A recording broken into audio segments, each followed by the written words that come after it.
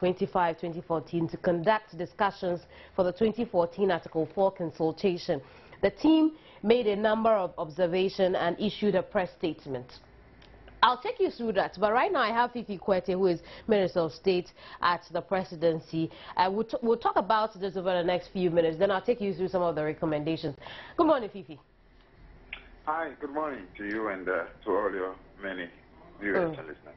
Thank you very much for joining us. But I'm sure we know about the challenging times already. What do you think about this statement released by the IMF? Yeah, I think the statement essentially captures some of the challenges we are facing. Oftentimes, however, when we are analyzing this statement, we tend to gloss over the key thing the IMF is driving at. And I don't know whether sometimes we do that conveniently, and I'm talking really about the people of Ghana generally, whether we do that conveniently because somehow we don't want to face the real difficulty.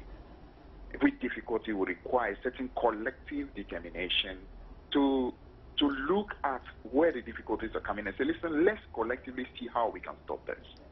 What the IMF is essentially saying is that last year was a very challenging year.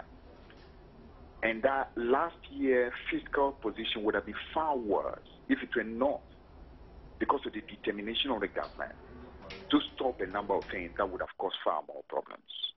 Government had to bring in some tax measures. Which tax measures brought a lot of complaints. But for those tax measures, the situation would have been far worse. Government also had to literally put its foot down and say, listen, a number of the subsidies could not continue.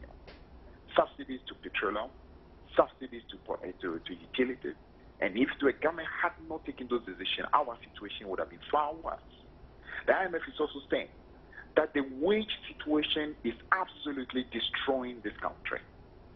And that wage situation is not just causing massive problems to the economy, but it's also bringing in its wake huge public debt. Because the public debt, unfortunately, is not the loans that are coming from outside of our country. It is the domestic debt that is going up. And the domestic debt is going up because the country is using too much of its revenue to pay salaries. So therefore, essential other things that need to be done. The country has no option but to go borrowing domestically in order to be able to do it. Now, as a country, sometimes it tends to be it's almost as if it's only government that is raising the issue of the public sector wage, and the rest of the country is just watching what essentially is becoming a cancerous problem to the nation. It's important for the country as a whole to appreciate that what is going on as far as public sector wage is concerned is becoming an endemic cancer. It's eating the country. It's destroying the very foundations of this country. And we as a people must address this concern and speak to people who are, especially in the public sector wage, who are the beneficiaries, to understand that this tendency is absolutely destroying the very foundations of the economy of Ghana. I see. I'm going to have you hold on. Let's introduce Kesley Hayford into the conversation. Kesley Hayford is an economist. He's also joined us over the telephone. Good morning, Kesley. Good morning. Thanks for joining us. What are your own thoughts, your impressions about this IMF statement? Well, I think the IMF have clearly identified the key areas where the economy is struggling to balance itself. The statement clearly says that the revenue didn't come through as we expected. The expenses are continuing to rise. And even though government has put in some measures, those measures were absolutely necessary in order for the situation not to deteriorate. So all of these things are there. We have already said this. The IMF is not saying anything new to what we all understand. Those of us who have been watching the economy and watching the fiscal position, we have been saying this for quite some time. So they are not saying anything that we don't know about already. We have already mentioned these ourselves. I see. Fifi, the IMF, like you said, it did mention some of the things that the country have done in 2013 to save the situation. But it stressed that additional fiscal savings are required to address our short-term vulnerabilities, contain rising public debt levels, which you have spoken about, and reduce interest rates. What I want to find out now is, what is the plan to do that? Well, I don't have the plan. Fifi should have the plan. I'm talking to Fifi Sydney. Oh, sorry. Hello, Fifi. There again is, for example, when Kingsley said the IMF is saying the revenues that were not coming through, that exactly is not it. It's not the truth. The IMF is not saying the revenues is not coming through. IMF is acknowledging that, but for the measures that were put in place, both to raise additional revenue and also to contain some of the expenditures, the situation will be far worse. You see, the problem of this country at the moment is not the fact that effort is not being made to raise revenue. The problem of this country is the fact that expenditures are absolutely on the run. And when they continue being on the run, and these expenditures being on the run, is largely being pushed by what I call the absolutely, impossible demands that are coming for public sector workers. For example, as I speak with you, with all the difficulties we've had in 2012 and 2013, public sector workers today are still pushing, and today from the release we are hearing, they are pushing for what, 20% increment. It's almost as if they are absolutely unconscious about the harm they are doing to the economy of Ghana. Now, when these continue the way they are, and eventually government yields to it, because of course they threaten to kind of make the country ungovernable, what it does is simply this: government has no option but to resort to borrowing on the domestic level, and that creates even far more difficulty to everybody. So it's not an issue of revenue not doing well. It's true that there will always be room for improvement in revenue, but it's simply an issue of being able to curtail the number one problem of this country today, which is public sector wage, which itself is feeding into the domestic debt situation. And those two components alone are causing such massive problems. Fifi, laying all of the blame as far as the rising wage bill at the doorstep of labor is unfair, because it isn't just a labor salary that contributes to the kind of wage bill we are faced with, the ballooning wage bill we have right now. It's not only labor, is it? Who are the public sector workers? I mean, if you say it's not only labor, then who are you talking about? It's public sector workers. The wage bill is only made up of the public sector worker? Exactly. That's what we're talking about, public sector wage. Those who are working within the public sector, they are effectively gulping virtually everything. I see. Their compensation package is accounting for virtually every difficulty. I see. Let's come back to the question I was asking you. I'm sure that is very debatable, Fifi. I was telling you that the IMF, you know, taking into account all the measures we put in place, that's us to look at additional fiscal savings and to address our short-term vulnerabilities. And do you know what they mean by the additional fiscal savings? I'm asking what the plan is. Yeah, let me tell you what the IMF is telling you. Just listen to what he said. The mission is supporting authorities' plan to regain control over the wage bill. The mission is supporting the authorities' plan to regain control over the wage bill. It should tell you the central thrust of what the IMF is saying. The IMF is saying effectively, listen, until you are able to control and regain control over this public sector wage bill, everything you are doing is coming to naught. Is there a plan to do that? And what is that plan? The plan was found, for example, in government announcement in the budget. That first of all, there was a need as far as containing this public sector wage for public sector employees to understand that there is critical need for us to hold what you call the levels as the way they were. Now, anybody looking at the long-term transformation of a country will say, listen, even if there's a need for us to make that short-term sacrifice in order for us to be able to have an economy that is coming back on stream, we'll have. But unfortunately, it doesn't appear to be the case. That's why I intentionally said I would have thought, given that the difficulties this economy has faced over the last couple of years has largely been pushed because of the public sector wage situation, public sector workers would themselves have said, listen, we are prepared to make a sacrifice in order for this economy to be backward. So government can only do what government can do. But when you are dealing with a sector that simply is not understanding what is going on, the most you're going to have is to take decisions that will literally bring what you call public sector workers into agitation, wave of agitation. But if that is what has to be, that's what it has to be, because the economy of Ghana simply cannot continue going down the track it's going. I see. Because of the demand by public sector workers. It just cannot continue. Right. Sydney, you had the Fifi, and the question I want to ask you is, how can we achieve this if we are to ensure additional fiscal savings? We are to make sure that we have control of the wage bill. Before I answer, can I just correct a few things? Please go ahead. The IMF report clearly said that the fiscal deficit that we are seeing in the first in 2013, the first three quarters of 2013 are very clear that there is a shortfall of revenue. I don't know why PP doesn't want to accept that, because it is clearly written there. Number two, the people who manage the government public debt and the public wages in government is the managers of the economy in this country. It is not the people of the country who dictate to government what they want to be paid. Government makes that decision and sets the standard and the level accordingly. And this is what government has done. So the responsibility of borrowing in order to be able to meet expenses lies squarely on the shoulders of government. And this government has borrowed and borrowed and borrowed, and is now facing a struggling system where we are unable to make our expenses paid. So I am not accepting that there is an external push or an external demand by anybody in this system who is trying to make sure that we cripple government by hook or by crook. It is government's responsibility. They must take it squarely on their shoulders. Sorry, I have a frog in my throat. It's okay. I'm trying to speak a little slowly.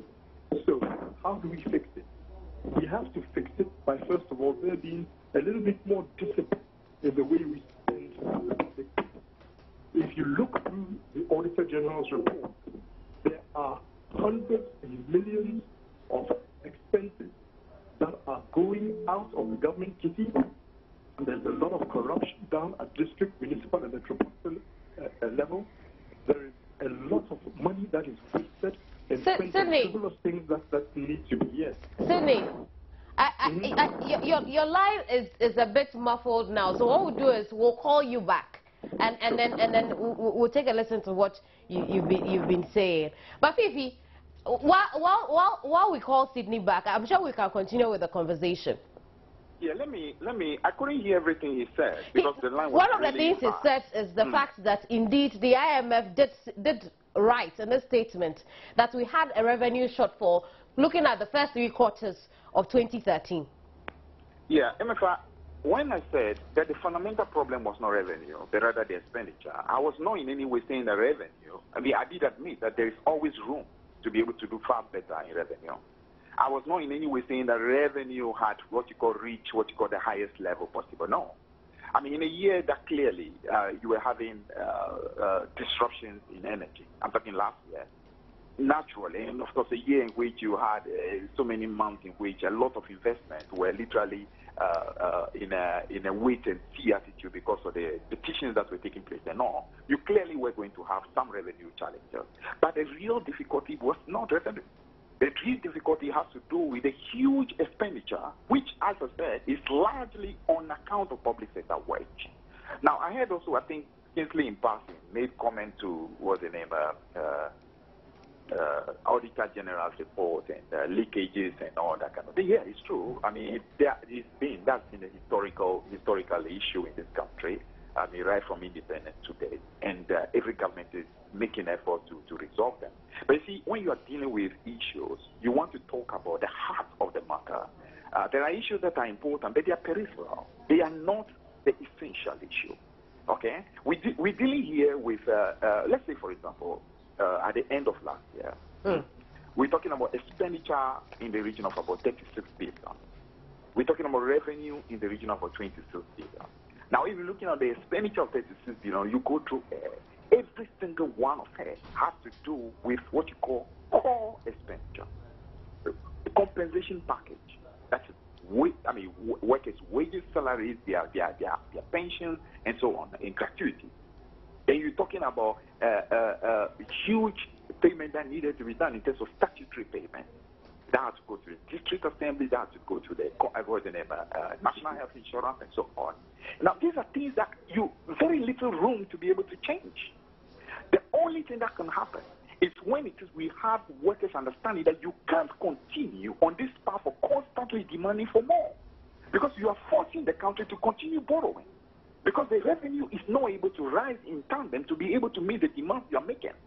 And if you don't appreciate it, what you do is that you continue having a lot of money at the end of the period, but that money is eroded because what you have done is causing interest rate to go, so, it's causing inflation to go, it's causing depreciation on the currency to happen. Phoebe, just before I let Sydney into the conversation again, what do you want public sector workers to do? What do we want them to do? What do you want from public sector workers as far as their wages? We want public sector workers to appreciate that between the period 2010 to 2012, huge changes happened to their salaries. And that was done at the expense of the larger population of Ghana. Now, so the country has made an effort to help them. They also, it's their time now to hold back so that the country's development is not held further back by simply the amount of money that is going to them as salary. I see. Why? Because they much of they are important. They represent less than 3% of the population of Ghana. The whole of the country's development, in terms of its infrastructure, in terms of taking care of the administration of the country, in terms of taking development to the rural areas, cannot simply be held back because 2% of the country continues to go up close to 80, almost 85% of the revenues, the tax revenues that are being raised. It simply cannot continue. Right, Phoebe, please hold the line. Sydney Kesley here for the Economist is back over the telephone. Hello, Sydney. Yes. So you were telling us what we could do to control the wage bill, really. I think that there are two things that can be done very easily. The first one is for government to improve the tax collection system and to broaden the tax net, and particularly by bringing in the informal sector into the economy proper and ensuring that everybody contributes their quota to make sure that we all pay our requisite tax to government. That's number one. The second thing that government can do is to look at the way it is spending money. One, we need to look at the wage bill that we are spending, particularly at the education level and also at the health level. How much is government really taking on board that it can probably shed into the private sector to enable it to relieve itself of paying all these extra wages that it is paying? And then secondly, to look very closely at the amount of money that is seeping out of government coffers, particularly at the district and municipal level. There is a huge mess of corruption, theft and stealing blatantly at that level. And to say that this has been in place since independence is really not good at all enough. This NDC government has been in place, at least this particular government, for 5 years. If they knew that we had these issues and they were there, they could have addressed those issues systematically and eradicated all the amounts of corruption that we see at that level. This has not been tackled. So to come back and say that there is a lot of pressure from the public sector wages, and this is what is causing the overruns of expenditure, when government itself is responsible for introducing, supervising, and implementing the civil finance program, and also to put in place borrowing mechanisms through which they borrowed locally on the market and are now faced with huge interest debt that they have to pay, is not the responsibility of the people of Ghana. It is the responsibility of the managers of the economy, and that is government. It sits at the Ministry of Finance, it sits at the presidency, and this is where we should tackle it. But by trying to sideswipe the responsibility of trying to keep wages down to the people of this country is not the way to solve the problem, and it is not the real reason why we are where we are. We are where we are because of massive over-expenditure in 2012 and similar expenditure in 2013 and the shortfall in revenues which we are currently not able to achieve. This is where our problems lie. It is not to do with anybody who is bringing exceptional pressure on government to pay them. I don't see people marching on the street demanding 20% increase in their wage bill. I don't see people refusing to work because government is not paying their salary. I don't hear civil servants going on strike, and I don't hear public servants downing their pens and refusing to do any work. They are working.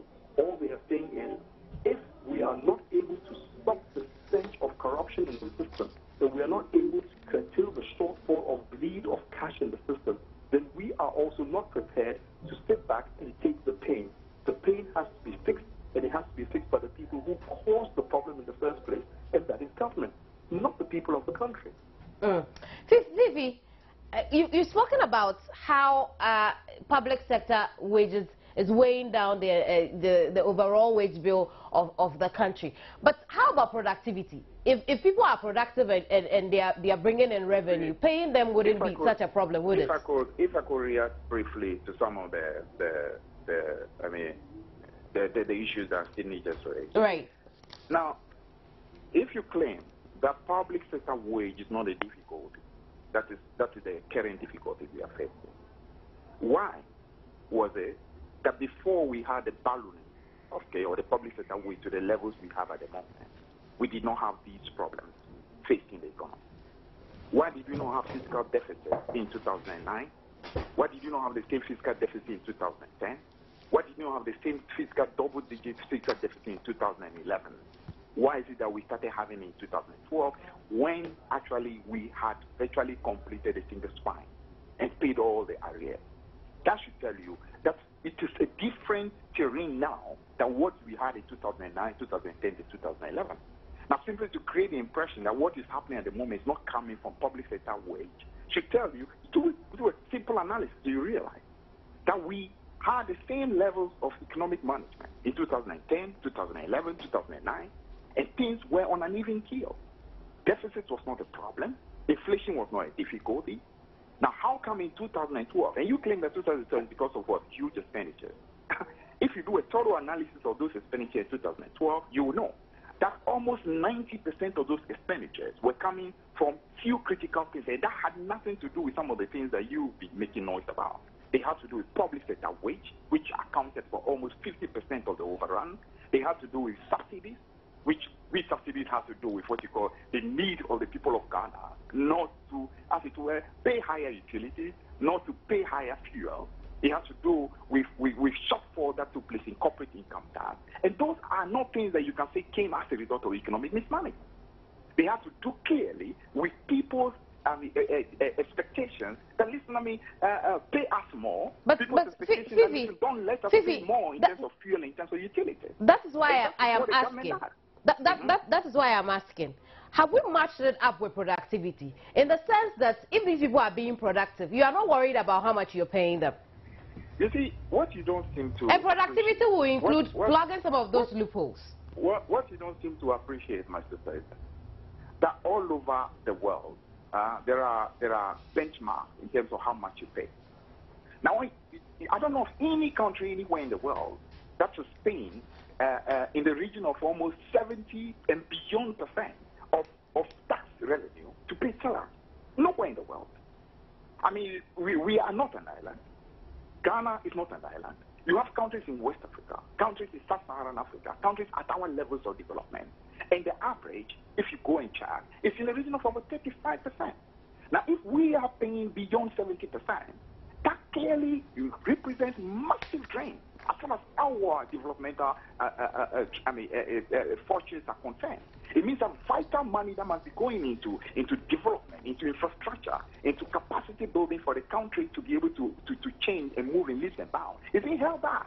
Now, when you have people who clearly should appreciate this, but starting to pretend that they do not see, and claim that it is not this consumptive pattern that is causing a difficulty to the economy, it does not help. And creating the impression that what is going on outside public sector wage is normal, and actually literally saying that they are doing what they have to do. No. We need to appreciate that this is not normal. And together, listen, we cannot continue at this level. Now, when you're talking about productivity, right? Please, the issue of productivity, if you want to look at productivity to operate, just take, for example, what is happening, let's say, in the educational sector, for instance. which represent the vast majority in terms of public sector wage, in terms of the numbers.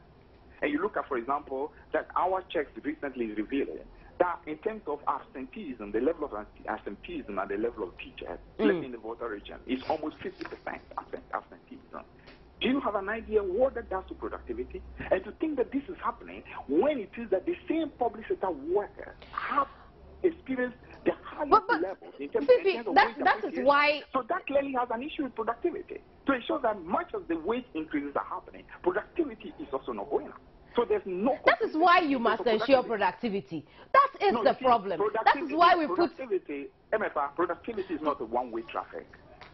Okay, you MFR where you are, you can't say that you can continue being unproductive for somebody to ensure that you are productive. You have a responsibility to be productive yourself, especially when you are being paid properly. You have a duty to your nation and to your institution to work hard. So don't tell me that somebody in the city must hold a cane on your back before you do what you got to do. It's true that government has to do what it's got to do, but you yourself, as you are being paid, don't you have the duty to your own conscience to be able to work hard? Absolutely. Well? But is government doing what it's supposed to do to ensure productivity? What is it that government is doing? What is government supposed to do first and foremost? Government is supposed first and foremost to try to remunerate you, to give you an incentive for you to be able to work. Now, after you got in that remuneration, now you expect government to now hold a cane on your back for you to be present at your duty post to do what you got to do. What nation are we building if this is the way we are going to? This is the kind of money. It's a human institution, and you expect that. You give me money. But you give me money for my work I'm doing. Then after you hold a cane on my back before I do what is right. I see. Let's just move away from that, and let's go at some of the ways that the IMF has suggested we assess our additional options. It includes a sustainable fiscal consolidation. But let's move away from that even and look at the strengthening tax administration, focus on increased compliance. I think the operational word here is increased compliance. How are we ensuring that? You know, there are. Is that still to me, or you're asking? That is to you. That is to you. Good. You know, there are immediate things that you do, and there are things that are more medium to long term. You know, listen. I mean, when it comes to issues of revenue, things relating to tax administration and so on, they are things that are not bad. But listen, historically, nobody has been able to solve short-term problems by simply wanting to resolve the issues relating to tax administration and compliance. If there were things that people could do overnight, all nations would be able to change the amount of revenue they rake into tax by simply depending on tax administration. That's why most of the time when you have short-term difficulties, most countries, what they do is to want to increase the rate of tax and then hope that tax administration measures will become additional ways in which revenues are enhanced. Listen, the problem we are facing at the moment, that's why I keep telling you that we need to go to the heart of the matter. The heart of the matter has to do that we have a huge expenditure, and that huge expenditure must start decelerating. That means the growth of it, the way in which it's accelerating year in, year out, must start coming down drastically. Otherwise, no amount of what we are doing by way of revenue will be able to match it. Okay? A few years before the single spine. No, hold on. A few years before the single spine. Fifi, we are running out of time, so I'd rather you tackle the issue of compliance. In 2013, Sona, the president had made mention of the fact that he was going to empower the GRA to be able to increase tax collection. The question I'm asking now is how have we ensured that indeed there is increased compliance to revenue collection when it comes to taxes? Because I just explained that to you. You know, in talking about effort towards compliance, it's not simply that something down to 2014. Okay, it's same effort that has been made. I mean, over the last few years, and you definitely get some incremental revenue increases as a result of it. You just have to make sure that what is being done by the GRA is done in a more effective way. But the point I'm making is this: you don't expect an IMF themselves know that is not going to generate a miracle. So that's why I don't even want to emphasize that very much. I see. IMF themselves, if they had their way, Fifi, would end our conversation here. Thank you very much. Yeah, let me just... And my name is Kemini, not MFA. Thank you very much, Fifi. So I still have Sydney Casey here over the telephone. Sydney. Yes, I'm here. You had Fifi Kweti and yes, some of the things he said about productivity. I'm sure you're surprised by some of the things he said about that. But what are your own thoughts? Well, I think surprise is an understatement. I'm baffled. I don't want to go into Fifi's logic, but if you're managing the economy and you've been able to do so successfully for 2009, 10, 11, and then it suddenly goes wrong in 2012, you have to ask yourself whether you've actually been able to manage the economy and whether you knew what you were doing. But let's not go into all of that. You want to address the issue of productivity, right? Right. Okay. I think it is very simple. The problem with productivity is you need good managers who are going to ensure that people who are engaged to do particular types of work actually do the work properly and do it effectively. If you don't have good managers, then you have a problem. And in a government, the managers are the ministers.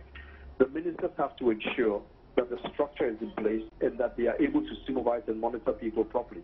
It's also the responsibility of our institutional leaders. Those who supervise the various ministries, departments, and agencies have to be on top of their game and to ensure that they get the results that they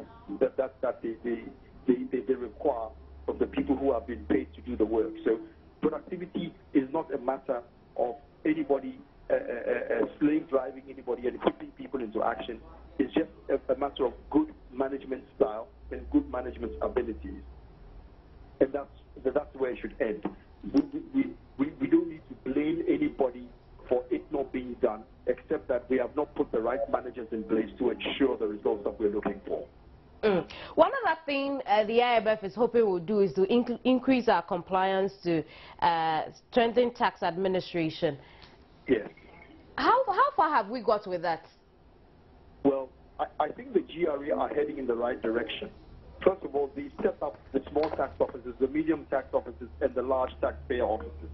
These are all in an attempt to try and get a grip and get some control over how they can actually manage the database of people who are supposed to pay taxes. I think last week or this week, they've also announced that starting in 2015, you will also be allowed to self-assess yourself and submit your own returns for your taxes. This is good. It'll lead to an electronic way of doing it. It'll cut down the cost of tax administration and tax collection, and that can only help us move in the right direction. One of the things we also have to do, which I've said again, and let me emphasize, is that everybody who works in the informal sector, which is somewhere between 55 and 65% of our current economy, needs to pay their taxes as well. If they also submit their taxes, we can rake in an additional 2 to maybe 3 billion cedis every year, based on my calculations, which will enable government to have a little bit more fiscal room to do what it needs to do. Now, all of this it's for the GRA to get up, estimate the informal sector properly, and put in place mechanisms to ensure that you are able to collect taxes in the informal sector.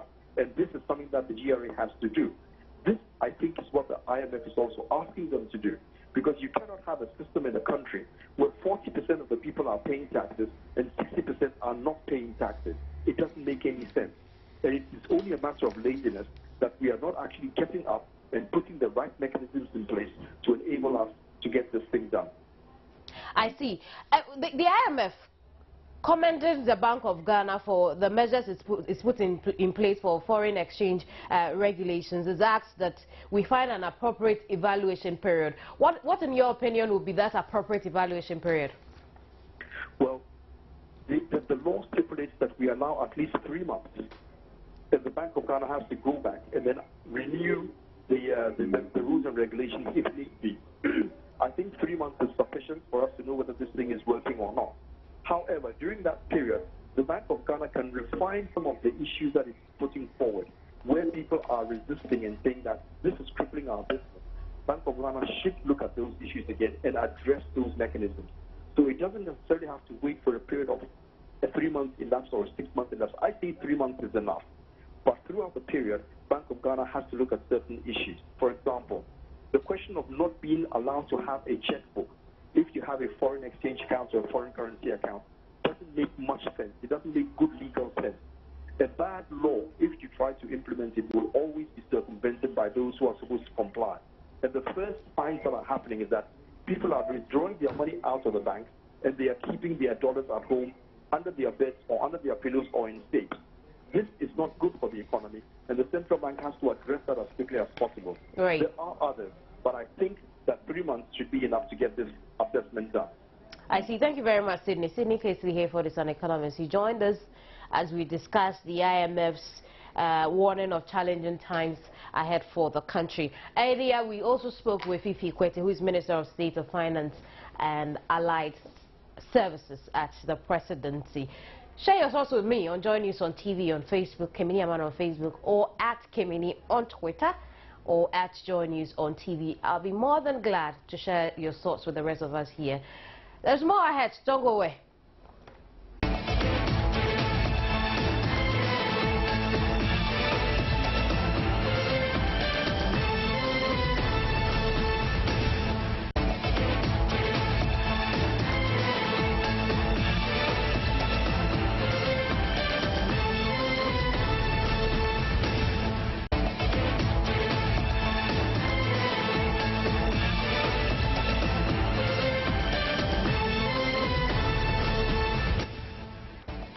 I'm glad you could stay on News Desk. Let's talk about water now. The Minister of Water Resources, Western House, and Collins Dada has assured that measures have been put in place so that for you whose water will go off from February 27 till 2nd of March, would get some water in your homes. Let's take a listen to him. The Pong water treatment plant is expected to be shut down for 4 days to make way for rehabilitation and expansion works. According to the minister, the plant shutdown and rehabilitation, when completed, will greatly improve the acute water shortage situation currently facing the country. We are expanding the Pong treatment plant to serve the rural part of Accra. So we call that plant Atma Rural. That is giving us 9 million gallons of water a day.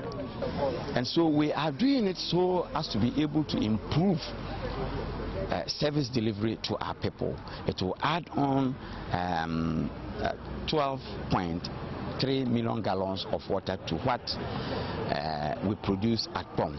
So there is need for us to do it now and no other time. Over the past days, parts of Accra have been hit by acute water shortage, resulting from a similar shutdown at the water treatment plants for maintenance works. Collins Dada assured, however, that his ministry has already put some intervention in place to lessen the impact of the shutdown. We know the period of shutdown would cause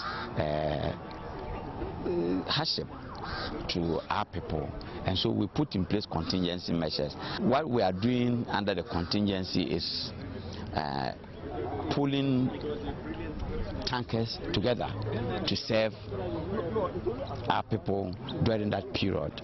Here in Accra, we have 16 tankers ready. In Tema, we have 10 of the tankers. We still can add on depending on the circumstances. And besides the tankering service, what we are going to do is to activate the west-east connection. We'll pump water from Weja into the Okunglo point and distribute it to the western parts of Accra. Matilda Homaga for Joynews, Accra. So now that we know the measures, what we'll find out is how, if you live in Accra East, you can get access to some of these water tankers the minister is speaking about. We'll talk to the water company in a bit. But while we prepare to do that, Mr. Price at Accra Shopping Mall is reported to have been picked up by the police following a video of some 3 girls alleged to have gone shoplifting went viral on the internet. On the telephone now is Accra Police PRO DSP Freeman Tete, and would discuss this matter. Hello, DSP. Hello. Right. So, you picked up the manager on duty at the point. Yes, she was invited, and we've taken statement from her. She was the person on duty, but not the overall boss of the place. So she has a role to play. So that is what we are seeking to establish. And then set security details. 2 are currently behind bars. We've invited 4 others to come on board with the investigation. So that is exactly a case of assault is being made against these people that we are questioning. I see. DSP, Did you say that the security detail at that point are also behind bars? Yes, 2 security details are currently behind bars. We are invited, we've extended the invitation to 4 others, and I believe after an hour ago, they've not shown up at the police station. Have you charged them? Hello? I'm asking if you've charged them officially. No, we are still investigating. We haven't gotten to the point where we will be charging them, but we are holding them for assault. And it's not a bailable offense? It's a bailable offense, all right, but it's at the discretion of the investigation team and their supervisors. Because at the end of the day, we need to build a case, and then we have to work within the 48 hours of the 1992 constitutional provision. And how long have you had them so far? Oh, it was yesterday in the evening, so we are still within the 48 hours. I see. But in this case, there are 2 crimes. The crime of stealing and then that of, what did you call it again? We don't have any evidence of stealing, so a complaint must be made. But we have evidence of assault because it was captured on tape, it's on social media. So we can establish that there's a need for us to pick these people and then question them. But the evidence of stealing is not there, no complaint has been lodged.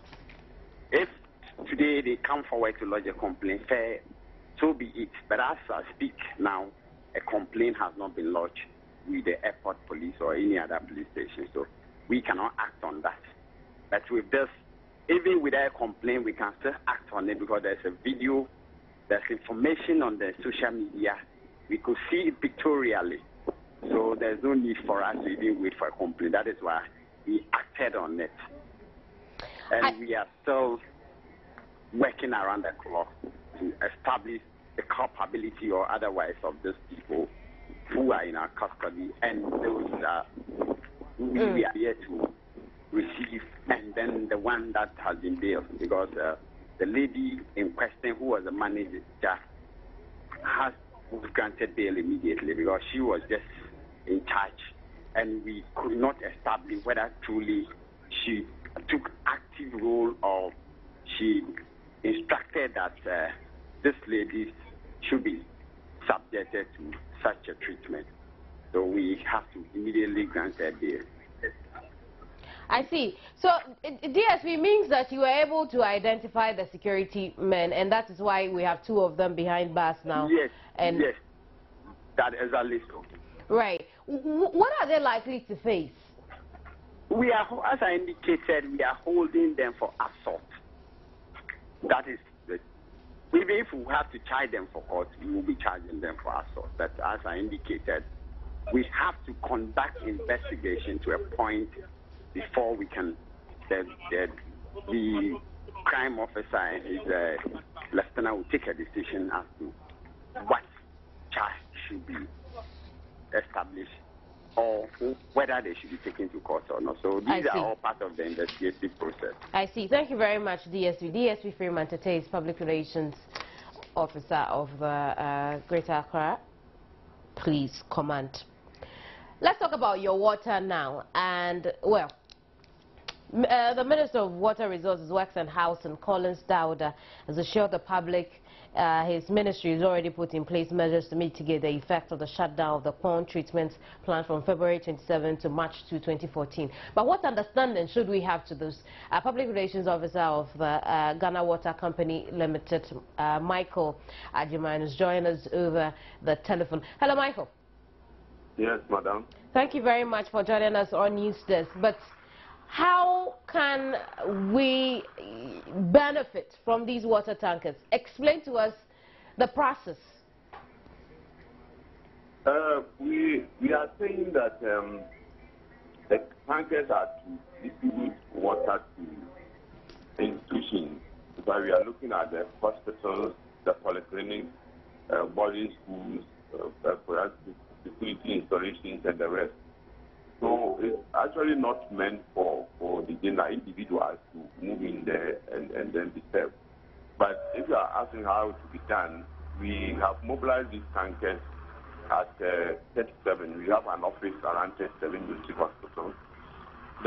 Over there, these tankers are there ready And then when you go to Ashama roundabout, over there too, you have these tankers ready to move into action. But it's going to be strictly on demand. We are expecting that, but as of now, a lot of people or these organizations have all stored enough water. So we know today there won't be much problem. So we are waiting. We are ready to move. So what we do is that when they ask for it, you will visit you on request. If any of these institutions need water, then we move in and then give them water. So this is how we are going to stay at our office, the Ashaman, and then the 37 military hospital area, and then that's where we move to serve the people. Michael, so for individual households, they don't get to benefit from this water tanker? No. Well, in that, what we are saying is that we believe with the awareness that has been created, most people have stored enough. But we know in Accra here, we are already going to rationing. And in this case, when you go to every home, you are bound to have, likely to see a reservoir or perhaps police tanks standing somewhere where they are stored enough. So we believe individually people have done that one. But Michael, but what we are going to say, well, if you want to ask, let me just hear me out.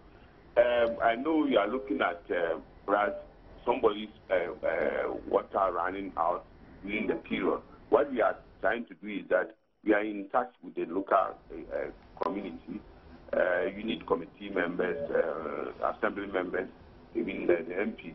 So what we intend doing, what we are planning to do is that we will ask them, and then in officers who have gone around to identify some reservoirs, advantage points. So we are ready to move water to fill these reservoirs. And then there are cases where we will have to actually move our tankers and then go locate them at advantage points and where people can come and fetch. So on individual basis, that is how we are going to help the people. I see. And from what you have said, you won't do that now because you feel people have stored water for now. At what point would we see you fill those reservoirs? In fact, we are monitoring the situation, but as I said, if people have stored enough, then today we will not going to put us under much pressure. But that doesn't mean, because day in, day out, we serve a lot of people from our point at 37.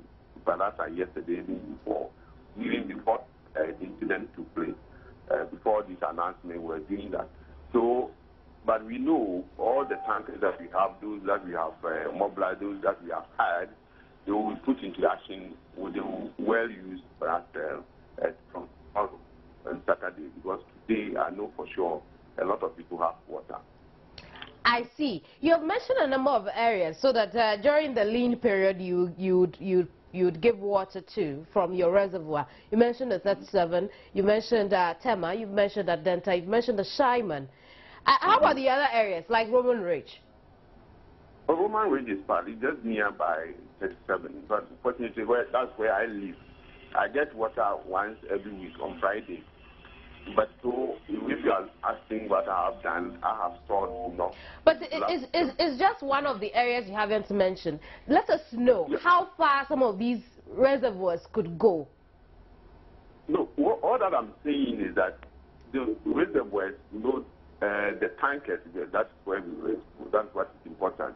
The tankers are all to be found at the 37 military hospital area, our office there.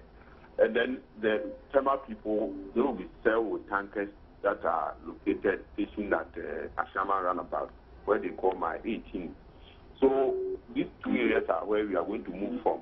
And I'm saying that these tankers will be mainly used to distribute water to institutions in the hospital. So if you are looking at that area that we are, Roman Ridge area, then we are looking at Accra Guest, perhaps those hospitals around that area, even 37 military hospital and the rest. These are the areas that we are going to look at. But we are not going to move to individual homes to distribute. Very well. I'm saying that for us, in critical cases, we will have to move in and then station our vehicles at vantage points where people can draw, or those areas where we can locate polytanks reservoirs, then we go and then discharge water into the reservoirs for people to draw water from. But we are not asking people to go to these filling points to go and ask for water. We will do that. And even with the institutions, it's going to be done on demand basis. If they ask, then that is where we are going to ask, because we know some of them have it. But when they run out, they will call us. We have given out our numbers to them. They will call us and then move into to help them out. Since it's not necessary that as an individual household you go there and then ask that they give you water from the tanker, how would those households know when it's time for the tanker to dispense water? No, I'm not. You see, I just want to address our mind to the fact that individuals are not going to be served water from without tankers.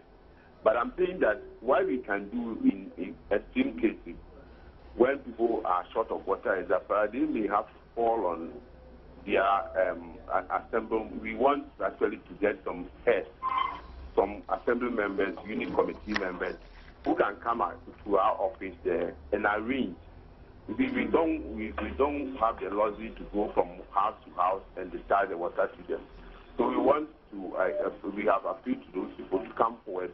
So especially in the areas that they have reservoirs, and in some areas when they don't even have, we will just move our tankers to go and stand at vantage points where people can draw. So that's what we can do for them. But with the institutions, they know we have already told them we can even sit in their office and call us with our numbers. Right. And then you will run over to discharge water to their reservoirs. For consumers, one of the things they are expecting after these interconnection line is an improvement in water supply. In 30 seconds, tell us how this whole shutdown would affect that. Yeah, we've already indicated that we are shutting down because of some major work that we are doing at home. We are doing a project that we call Acquah Nana Ama Metropolitan Area Rural Water Supply. And then there's another one called Pond Intake Rehabilitation Project. But it's because of these two projects, that's why we have actually shut down the treatment plant. And what is happening is that we are, the contractors have asked for these 3 days or 4 days to allow them actually connect a new pipeline that they have laid to the existing old one. So we have to shut it down so that water will not flood the whole area. And so when you're done, would we see an improvement in water supply when you're done? No, when that is done, it's going to give us about 13 million gallons of water every day. So it will help us improve water supply to areas like Michelle Camp, Pram, Demonia, and the rest. Even up to Somenia and all those areas. But then, if you are looking at the whole of Accra, as the President indicated in his State of the Nation address, by the close of the year, in fact, by the end of the year in December, we will finish with another project that is ongoing now. Thank you very much, Michael. We have to go already. Thank you very much. Michael Adjuma is Chief Manager, Public Relations at the Ghana Water Company. Meanwhile, on Facebook, Chris Rockefeller says, there will not be any water shortage again. Well, that's what he's been explaining. If yes, I wish them the best of luck. Ibrahim Ali says they should make sure the water problem does not occur again. I'm okay with it because we need the best for Ghana. Thank you very much for those thoughts. I'm sorry if I was unable to read your messages, but be sure I'm grateful for them. It's been an hour already and I have to go. I'll see you again on News Today at midday. Thank you very much once again for watching. CNBC's Power Lunch is next. Enjoy the rest of our broadcast. My name is Kimini Nyamani Amana. Goodbye.